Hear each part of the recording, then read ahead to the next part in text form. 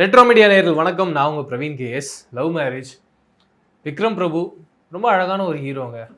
எனக்கு ரொம்ப பிடிக்கும். எனக்கு என்னன்னா, அவர் நடித்த நீங்கள் எல்லா படத்துலையும் பாருங்கள், அந்த கேரக்டரை அவர் ஜஸ்டிஃபை பண்ணுவார். அண்ட் அவர் ஆக்டிங்கை பொறுத்த வரைக்கும் ரொம்ப மைன்யூட்டாக, ரொம்ப நுணுக்கமாக இருக்கும். நீங்கள் பார்த்தீங்கன்னா அவர் நடிக்கிறன்ற ஃபீல் இருக்காது. ஆனால் அந்த சீனுக்கு அந்த எமோஷன் ரொம்ப உண்மையாக இருக்கும். வெகு ஒரு சிலரால் மட்டும்தான் இப்படி அந்த கேரக்டரை புரிஞ்சுக்கிட்டு அந்த கேரக்டரை ரொம்ப உண்மையாக ஆடியன்ஸுக்கு தெரியாத அளவுக்கு நடித்து அந்த கேரக்டரை அவங்கக்கிட்ட கடத்த முடியும். அப்பேற்பட்ட ரொம்ப நல்ல ஆர்டிஸ்ட். அவர்கிட்ட கிடைச்ச இன்னும் ரொம்ப அழகான கரெக்டான ஒரு கமர்ஷியல் லவ் படமாக தான் நான் இந்த லவ் மேரேஜ் படத்தை பார்க்குறேன். சண்முக பிரியன் இந்த படத்தை டைரக்ட் பண்ணியிருக்காரு. படத்துடைய கதை ஒரு 30+ இருக்க ஒரு ஆள், அவர் கல்யாணம் நடக்கணுன்றதுக்காக போகிறாங்க அவங்க ஊர்லேருந்து இன்னொரு ஊருக்கு. அங்கே என்கேஜ்மெண்ட் நடக்குது. என்கேஜ்மெண்ட் நடந்து கோவிட் அப்படின்ற ஒரு லாக்டவுன் வருது. அவங்க அதே வீட்டில் மாட்டிக்கிறாங்க. அந்த சமயத்தில் அங்கே ஒரு பயங்கரமான ஒரு சம்பவம் நடக்குது. அதுக்கப்புறம் அந்த சம்பவத்தில் இருந்து ஹீரோ எப்படி மீண்டு வெளியில் வராரு. முக்கியமாக கல்யாணம் அப்படின்றது யாருக்காக பண்ணுறோம்? நமக்காக பண்ணுறோமா, அடுத்தவங்களுக்காக பண்ணுறோமா, என்ன சூழ்நிலைக்காக பண்ணுறோன்றத கல்யாணம் பண்ணுறவங்களுக்கு ஒரு கிளாரிட்டி இருக்கணுன்றத ரொம்ப கரெக்டான ஒரு மெசேஜாக ஆடியன்ஸ் கடத்திருந்தாங்க.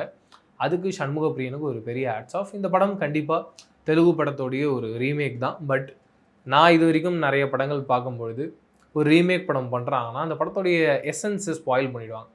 ரொம்ப தமிழ் படமாக மாற்றுறோம் அப்படின்றது அந்த படத்துக்கும் இந்த படத்துக்கும் எந்த விதமான சம்மந்தமும் இல்லாமல் முக்கியமாக அந்த எமோஷனை மிஸ் பண்ணிவிடுவாங்க. சண்முக பிரியன்கிட்ட கரெக்டாக ஒரு டேரக்டாக அவர் என்ன பண்ணியிருக்காருன்னா அந்த எமோஷன் மிஸ் ஆகக்கூடாது அப்படின்ற அந்த விஷனில் யோசித்து இந்த படத்தை ஓவராலாக முடித்து நான் தெலுங்கில் என்ன கண்டென்ட் பார்த்தனோ அதில் என்ன எமோஷன் இருந்ததோ அதை அப்படியே இந்த தமிழ் படத்துலையும் கொடுத்துருந்தாரு. அதுக்கு ஒரு பெரிய ஹேட்ஸ் ஆஃப். படத்தில் 2 ஹீரோயின்ஸ், அதில் மீனாட்சி. படத்தோட ஃபஸ்ட் ஹாஃபே நமக்கு வந்து ஒரு பெரிய எக்ஸைட்மெண்ட் இருந்தது. இவங்க ஹீரோயினாக இருந்தால் செம்மையாக இருக்கும்ல அப்படின்ற மாதிரி. அதே பார்வையில் படத்தோட செகண்ட் ஹாஃபில் நகர்த்தி கொண்டு போகும்போது இன்னும் அவங்க பயங்கர ப்ளசண்ட்டாக ரொம்ப அழகாக தெரிஞ்சுருந்தாங்க. பர்ஃபார்மன்ஸும் ரொம்ப நீட்டாக இருந்தது. இந்த கதைக்கு என்ன தேவைப்படுதோ அதை ரொம்ப கரெக்டாக கொடுத்துருந்தாங்கன்னு தோணுச்சு. கஜராஜ் சார், கார்த்திக் சுப்புராஜோடைய அப்பா, அவர் இந்த படத்தில் அப்பாவை நடிச்சிருக்காரு. அவருடைய கேரக்டராக இருக்கட்டும். அண்டு அருள்தாஸ் அவர்கள் நிறைய படத்தில் நம்ம பார்த்துருப்போம். விஜய் சேதுபதி அவருடைய நிறைய படங்கள் அவர் நடிச்சிருக்காரு. இந்த படத்தில் பயங்கர இம்பார்ட்டண்ட்டான கேரக்டரு. நம்ம வீட்டில் எல்லாருமே வெறுப்பேற்றுற மாதிரி ஒரு மாமா, சித்தப்பா, பெரியப்பாலாம் இருப்பாங்களே, அவங்கள எல்லாரையுமே ஒரு உருவமாக மாற்றி நம்மளுக்கு தொடர்ந்து இரிட்டேட் பண்ணுற ஒரு கேரக்டராக படத்தில் பயங்கரமான ஒரு பெர்ஃபார்மன்ஸை கொடுத்து அந்த இரிட்டேஷன் கேரக்டர் நமக்கும் இரிட்டேட் பண்ணுற அளவுக்கு ஒருத்தர் பெர்ஃபார்ம் பண்ணால் மட்டுமே அது ஒர்க் அவுட் ஆயிருக்குன்னு அர்த்தம். அதை எக்ஸாக்டாக அவர் பண்ணியிருக்காரு. அவருக்கும் ஒரு பெரிய ஹேட்ஸ் ஆஃப். இந்த பக்கம் பார்த்தீங்கன்னா காமெடி ஜோனுக்கு வந்து ரமேஷ் திலக் அவர்கள்.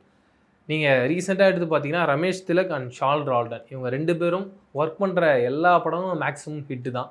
அப்படி இந்த படமே வந்து இந்த ஹிட்டு ஜோனுக்குள்ளே போகுது அப்படின்ற ஒரு இடம் இருக்குது. அப்படின்றதுக்கான காரணமாக நான் என்ன பார்க்குறேன்னா இந்த கதையை அமைச்ச விதம். இன்னொரு பக்கம் ஷால் ரால்டனும் ரமேஷ் திலக்கும் இந்த கதையில் இருக்காங்கன்றது. ஏன்னா சாங்ஸாக வந்து நீ நீ நீ நீதாம்மா அப்படின்னு ஒரு சாங் இருக்குது, கல்யாண கலவரமேனு. எனக்கு ரொம்ப பிடிச்சிருந்தது. நான் அது ஆல்பமாக ரிலீஸ் ஆகும்போதே நான் அதை நிறைய வாட்டி கேட்டுட்டு இருந்தேன். இந்த படத்தில் பார்க்கும்போது அது அவ்வளோ அழகாக இருந்தது. அந்த சாங் பேக்ரவுண்ட் ஸ்கோராகவும் இந்த கதைக்கு என்ன பண்ணணுமோ அதை கொடுத்துருந்தாரு. அண்டு ரமேஷ் திலக் கூட ஆக்டிங் சொல்லவே வேண்டாம். அந்த கேமராமேன்னா அந்த கேமராமேன் என்னென்ன பண்ணுவான், ரொம்ப நுணுக்கமாக அவன் கேமராவை எப்படி ஹேண்டில் பண்ணுவான், அவன் எப்படி எல்லாரையும் ஸ்டேஜ் பண்ணி வச்சுப்பான், எல்லாத்தையுமே அவர் யோசிச்சு பண்ணுறாரு.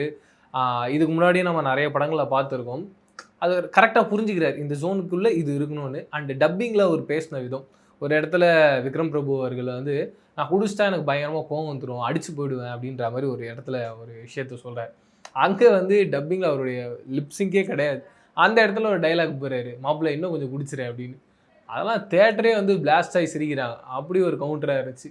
ரொம்ப கரெக்டாக பேக் பண்ணியிருந்தாங்க. இந்த படம் ஆரம்பித்ததும் சரி முடிஞ்சதும் சரி ரொம்ப ப்ளசண்ட்டாக நமக்கு தெரிய போகுது ஹீரோ கண்டிப்பாக கல்யாணம் ஆகிடும்ன்றது நமக்கு தெரியும். தெரிஞ்சால் கூட ஒரு எதிர்பார்ப்போடும் எக்ஸைட்மெண்ட்டோடும் தான் இந்த படம் ஸ்டார்ட்டுன்னு நம்ம பார்த்துட்டே இருக்கோம். ஆனால் அந்த படத்துடைய ஒரு பெரிய ப்ளஸ்ஸாக நான் பார்க்குறேன். அண்டு படத்துடைய சினிமோட்டோகிராஃபரும் அண்டு இந்த படத்துக்காக டிஐ பண்ணவங்களும் ரொம்ப கரெக்டாக ஒரு கலர் டோனை பிடிச்சி மூவ் பண்ணியிருக்காங்க. அதுவும் இந்த படத்துடைய பெரிய ப்ளஸ் பாயிண்ட். இந்த படத்தில் நிறைய சினிமாட்டிக் லிபர்ட்டி யூஸ் பண்ணி அடுத்தடுத்த சீன்ஸை கடந்து போயிருக்காங்க. பட் ஸ்க்ரீன் பிளேவாக ரொம்ப ஸ்ட்ராங்காக இருக்கிறதுனால நமக்கு அந்த மைனஸ்லாம் எதுவுமே தெரியல. எல்லாமே ப்ளஸ்ஸாக பார்த்துட்டு கடந்து போயிட்டே இருக்கும். ரியோவோட ஒரு சின்ன கேமியோ இந்த படத்தில் இருக்குது. கண்டிப்பாக என்ன மாதிரி ரியோனா ஃபேன்ஸ் யாரெல்லாம் இருக்காங்களோ அது கண்டிப்பாக அது எக்ஸைட்மெண்ட்டாக சூப்பர் ரியானா இருக்காரு அப்படின்ற ஒரு ஃபீல் நமக்கு தருன்றதில் டவுட்டே இல்லை. இதுதாண்டி நீங்கள் லவ் மேரேஜ் படம் பார்த்துருந்தீங்க. உங்களுக்கு இந்த படத்தில் என்னென்ன மாதிரியான க்யூட்டான மூமெண்ட்ஸ்லாம் பயங்கரமாக ரசிச்சிங்கன்றதை கமெண்ட் செக்ஷன் ஷேர் பண்ணிக்கோ. இதே மாதிரி சூப்பரான அடுத்த ரிவ்யூவில் சந்திக்கிறேன். அது வரைக்கும் டாடா பாய். நான் பிரவீன் கேஎஸ். பாய்.